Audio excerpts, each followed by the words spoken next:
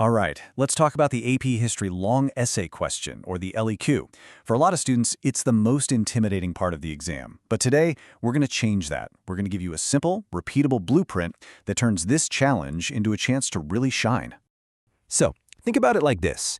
Instead of just staring at a blank page and panicking, what if you had a clear architectural plan? A guide to build a powerful, point-scoring argument from the ground up. Well, that's exactly what we're doing today. We're building the perfect LEQ, step by step. Okay, let's be real. The LEQ can feel pretty intense. You've got 40 minutes to write a whole historical argument, but trust me, it is totally doable. We're just going to start where every good structure begins, with a solid foundation. And for us, that's the introduction paragraph.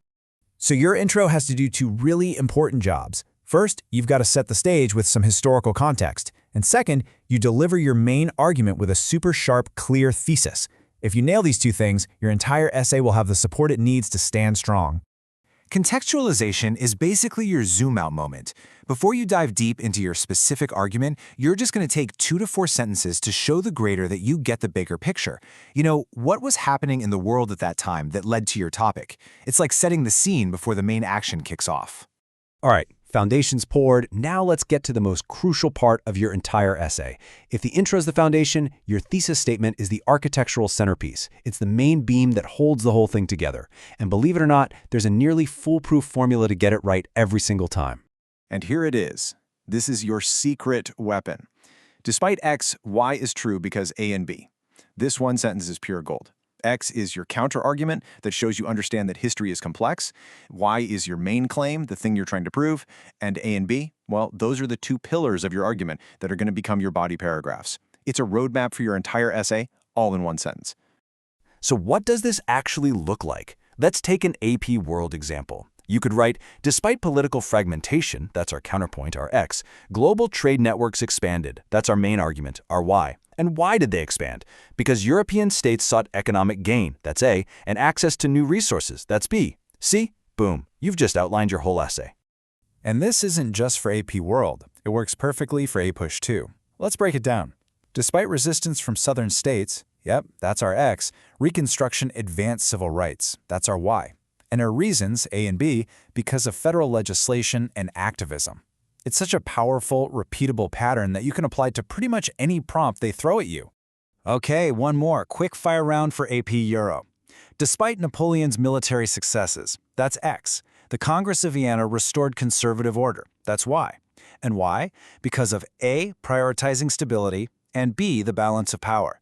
I'm telling you, this formula is your key to unlocking that thesis point, every single time. So we've got our foundation and our main support beam. Now it's time to actually build the walls of our argument. This is all going to happen in your body paragraphs, where you prove those claims you made in your thesis, basically brick by brick.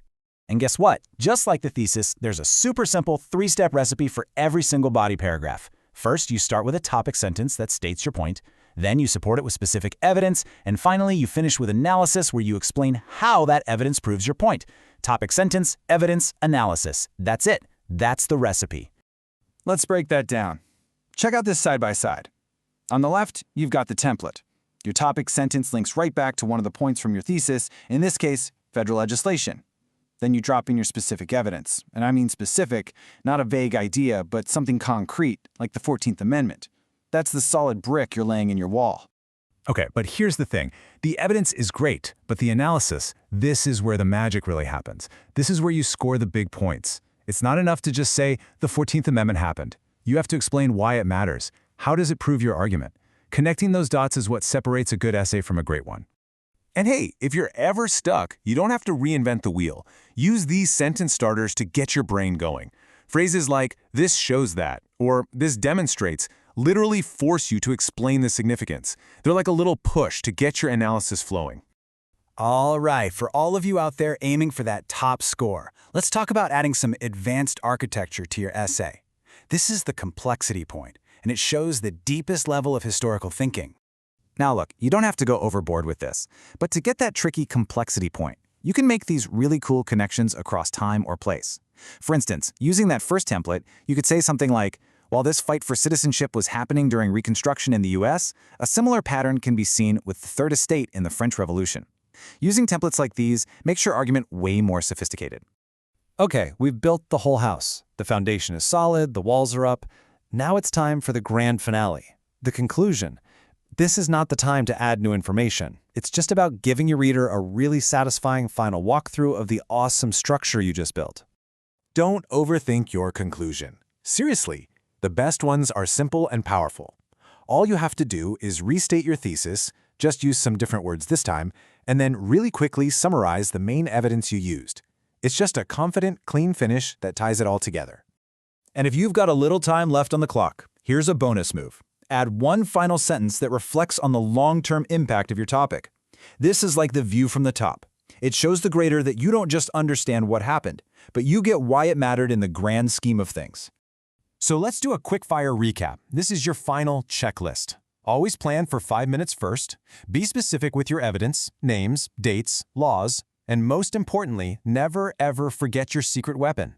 That despite X, Y is true because A and B formula. It really is the key that unlocks this whole thing. So there you have it. The LEQ isn't some big, scary monster anymore. It's a structure, it's a plan, and it's something you are now totally equipped to build with confidence. So the only question left is, are you ready to start building?